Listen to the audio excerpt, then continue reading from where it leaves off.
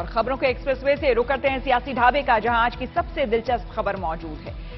दिल्ली में आज राहुल और नीतीश की मुलाकात हुई। 2024 के चुनावी मुकाबले के लिहाज से इस मुलाकात के बड़े मायने हैं, क्योंकि माना जा रहा है कि कांग्रेस और विपक्षी पार्टियों का मोर्चा बनाने के लिए नीतीश को कांग्रेस से हरी झंडी मिल गई।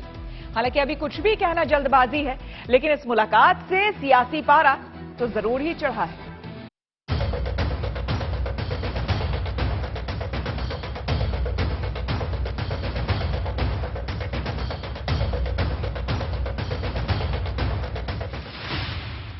मुलाकात हुई, कुछ बात हुई, और जो बात हुई उसके बाद इस चर्चा की शुरुआत हुई कि कांग्रेस के साथ विपक्षी पार्टियों का साझा मोर्चा कैसे बने।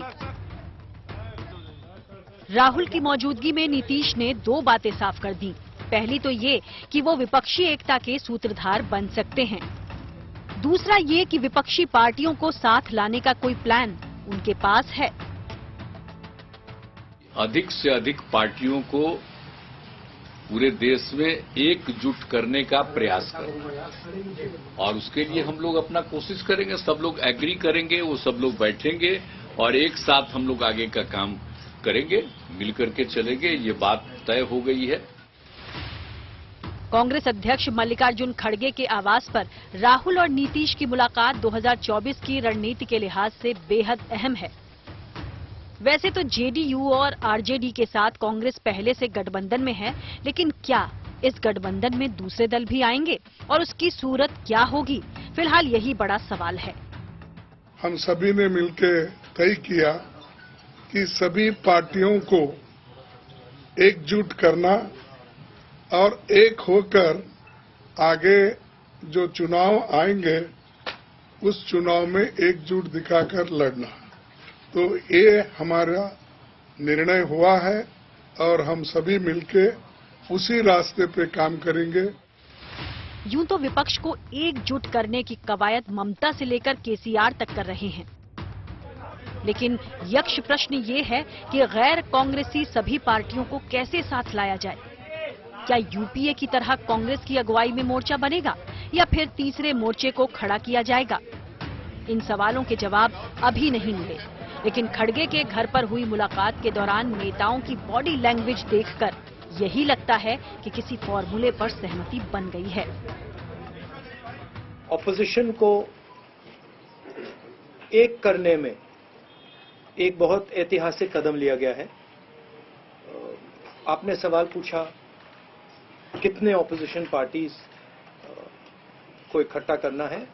देखिए, ये एक प्रोसेस है और ऑपोजिशन का जो देश के लिए विजन है उसको हम डेवलप करेंगे, और जितनी भी पार्टियां हमारे साथ चलेंगी उनको हम सबको एक साथ लेकर जो देश में आइडियोलॉजिकल लड़ाई चल रही है, विचारधारा की लड़ाई चल रही है, उसको लड़ेंगे।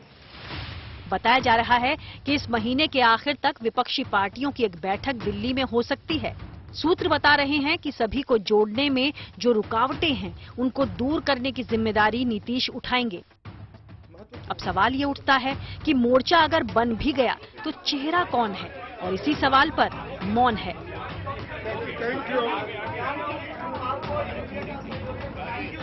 चेहरे यानी नेतृत्व का मसला बड़ा है। कांग्रेस राहुल के साथ खड़ी है तो नीतीश अपनी संभावनाएं तलाश रहे हैं। हैरत की बात नहीं कि बीजेपी और विरोधियों को ऐसे दलों की दोस्ती में दम नजर नहीं आता। ये जो अलग अलग दल मिले हैं, ये भ्रष्टाचार के दल में बुरी तरह से घिरे हुए हैं, डूबे हुए हैं।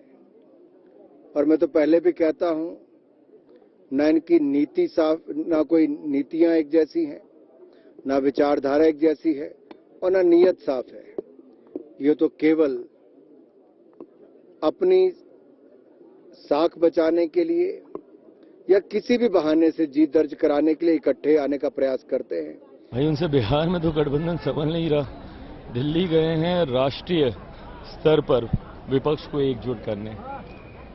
किस सोच के साथ गए हैं, वो अपने में एक बहुत बड़ा प्रश्न है भाई। आज की तारीख में अगर विपक्ष उनके नेतृत्व में एकजुट हो तो किस आधार पर एकजुट होगा भाई? विपक्ष में कई और ऐसे बड़े दल हैं, कई और ऐसे बड़े नेता हैं जिनके पास, कांग्रेस की बात कर लीजिए भैया, 600-700 विधायक हैं कांग्रेस के पास।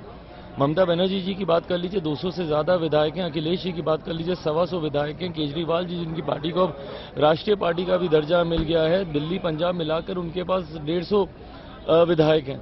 तो ऐसे में कोई 40 विधायक वाली पार्टी को अपना नेता कैसे मानेगा? बहरहाल जैसे हाथ मिलाकर राहुल और नीतीश निकले, उसके बाद नई सियासी खिचड़ी की चर्चा तेज हो गई है। नतीजा चाहे जो हो, सियासी चकल्लस होना तय है। Bureau report, good news today.